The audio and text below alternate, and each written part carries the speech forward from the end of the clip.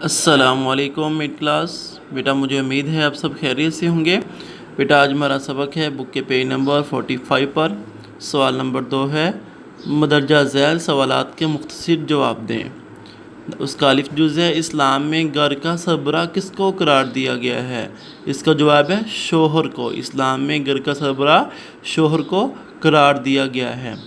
Number با ہے خیرکم خیرکم لأہلہ وأنا خیرکم لأہلی کا ترجمہ لکھیے۔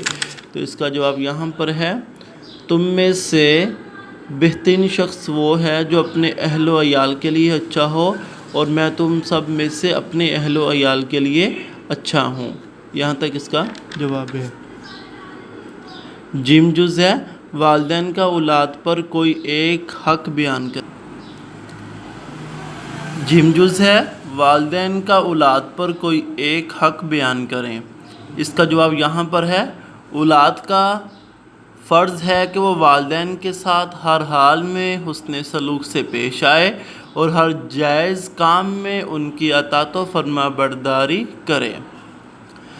اس کے بعد یہ ہے دال جز ہے گھریلو زندگی کی اہمیت 2 سطروں میں بیان کیجیے۔ اس کا جواب یہاں پر ہے اسلام میں گھریلو زندگی کی اہمیت کا اندازہ یہاں سے لے کر واضح ہدایات دی گئی ہیں۔ یہاں تک اس کا جواب ہے، یعنی یہ 2.5 لائنیں ہیں، یہ ان کا جواب ہے۔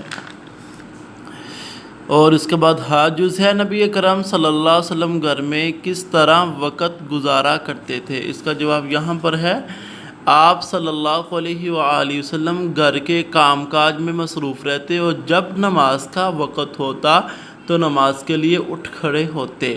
یہاں تک اس کا جواب ہے۔ تو بیٹا آپ نے کیا کرنا ہے کہ یہ سوالات اور ان کے جوابات اپنی اسلامیات کی نیٹ کاپی کے اوپر خوش خط کر کے لکھنا اور اس کو یاد کرنا ہے۔ آپ کا کام بس یہی ہے۔ السلام علیکم ورحمۃ اللہ وبرکاتہ۔